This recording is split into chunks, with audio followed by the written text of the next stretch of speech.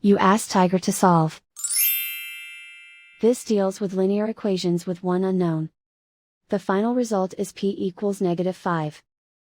Let's solve it step by step. Simplify the expression. Expand the parentheses. Simplify the arithmetic. Group all constants on the right side of the equation. Subtract 28 from both sides. Simplify the arithmetic.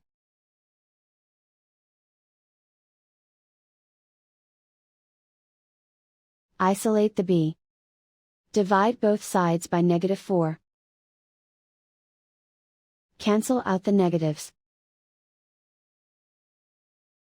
Simplify the fraction.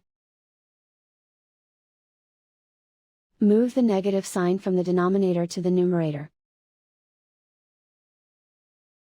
Find the greatest common factor of the numerator and denominator.